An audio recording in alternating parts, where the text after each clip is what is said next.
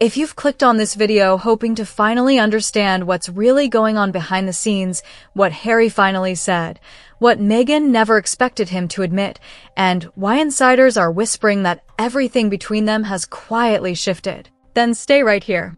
Because what you're about to hear doesn't just change the narrative. It shatters it. This is the moment where the fairy tale falters and the truth steps out from behind the curtain. For years, the world clung to one idea like gospel, that Prince Harry would follow Meghan into any storm, defend her against any critic, shield her from any attack, and burn every bridge if it meant protecting her. People said his loyalty was absolute, that he would give up anything for her, and he did. He surrendered his home, his roles, the royal life that shaped him since birth. He walked away from the family he was born into for the family he thought he was building. He believed he was choosing love, choosing freedom, choosing a future without constraints. But something has shifted subtly at first, then unmistakably. And this shift didn't come from a dramatic shouting match or public argument. It came from Harry himself. Something he confessed unexpectedly. Something he couldn't hold back anymore. Something that left Meghan stunned and scrambling. And once he said it, once the truth finally left his mouth, it uncovered cracks that were there all along. Cracks that had been painted over with polished interviews, warm smiles, and perfectly staged photos. Cracks that now seem impossible to ignore.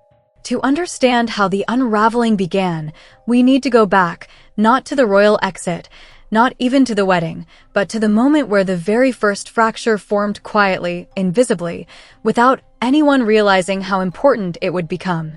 It was February 2018, just a few months before the wedding the world couldn't stop talking about. Everyone was celebrating the romance of Harry and Meghan. To the public, it looked like a fairy tale in motion. But behind palace walls, something odd was taking shape. Harry had sent an official palace email, one that would later appear in legal documents. Most people considered it standard communication, nothing special. But hidden inside the formal language was a single line that froze senior staff in their tracks. A line that didn't make sense. A line that hinted at something no one else knew. Harry wrote, "I can't begin to explain what it will say about the institution if this isn't resolved before the baby's arrival and the wedding." At a glance, it looked harmless.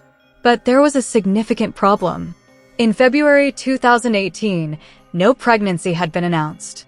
No bump. No whispers. No medical appointments. No preparations. Nothing. So why was Harry referencing the baby's arrival like it was an established, urgent reality? There were only two explanations. Either Harry was expressing hope for a future family, or he was under the impression that Meghan was already expecting. And the tone of that email, tight, anxious, rushed, didn't read like a daydream. It read like panic. Like a man bracing himself for something he believed was coming far sooner than anyone else did. And that single sentence set off quiet alarm bells throughout the palace. From the moment the email landed, a strange tension. Don't you miss that feeling, getting lost in a story that feels like it was written just for you? If your heart needs a little magic, click on the link in I button or in the description or pinned comment. It's waiting at infowebster.com. Go feel something again. Filled the air. Staff whispered privately, trying to understand what was going on. They checked schedules, checked reports, asked questions. Nothing aligned with Harry's urgency. No doctor had been scheduled. No medical confirmation had been received. Yet Harry insisted decisions had to be finalized quickly, before the baby arrived. Suddenly everyone felt they'd been placed on a countdown.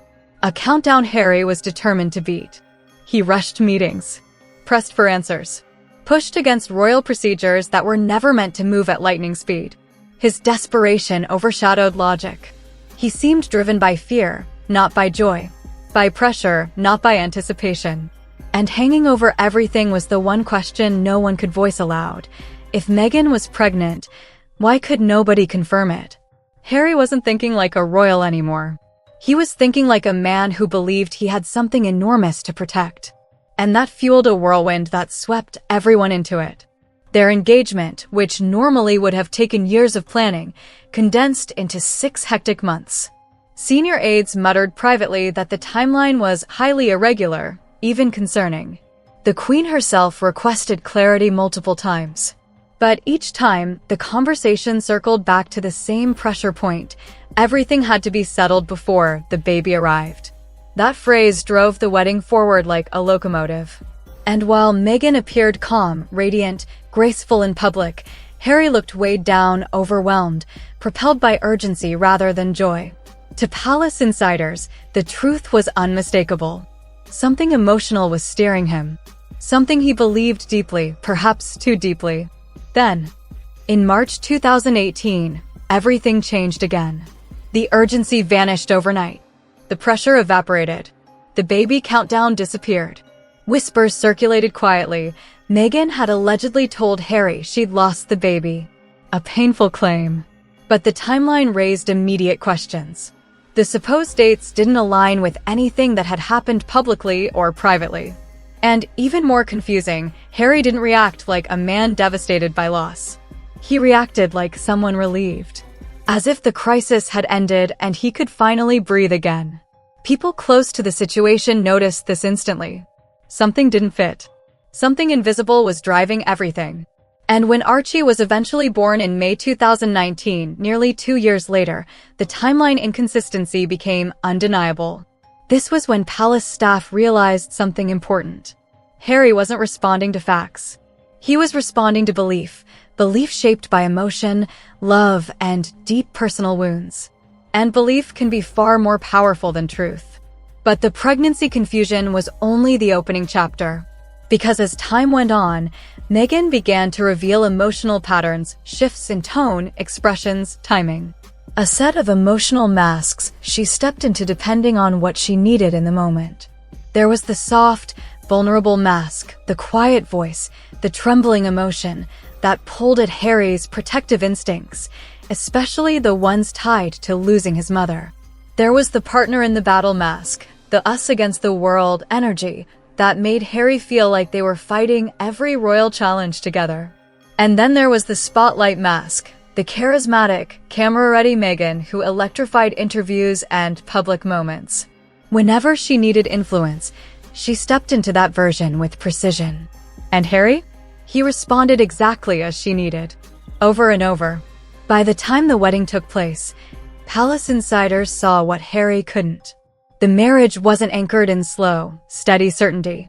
It was built on pressure, fear, emotional urgency. And once Harry said, "I do," the pressure that had been driving everything dissolved. Its purpose had been served. Life moved on.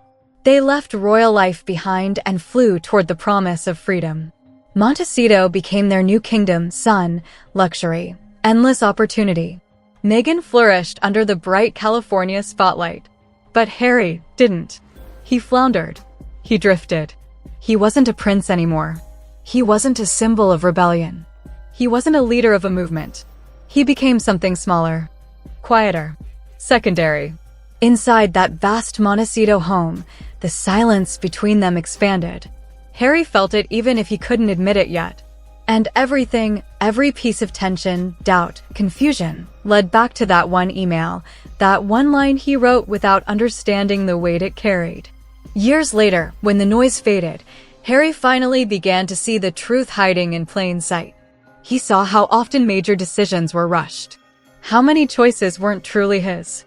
How often emotional timing influenced him. How gradually he lost his identity until he became almost unrecognizable to himself. It wasn't anger that hit him first. It was grief.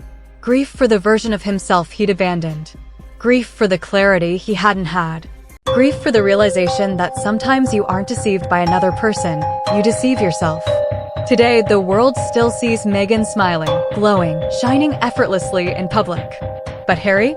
He walks beside her quietly, not as a prince or a rebel or a hero, but as a man who finally understands the moment everything began to slip.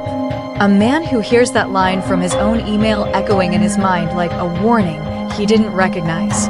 Cracks never start with explosions. They start with whispers, with sentences, with moments you only understand years later. And now the question is no longer about the palace or Meghan or even the marriage. The question is what Harry does next, now that the illusion has faded and the truth no longer has anywhere to hide. Because when pretending stops being protection, it becomes suffocation. And Harry has finally reached the moment where he can't pretend anymore.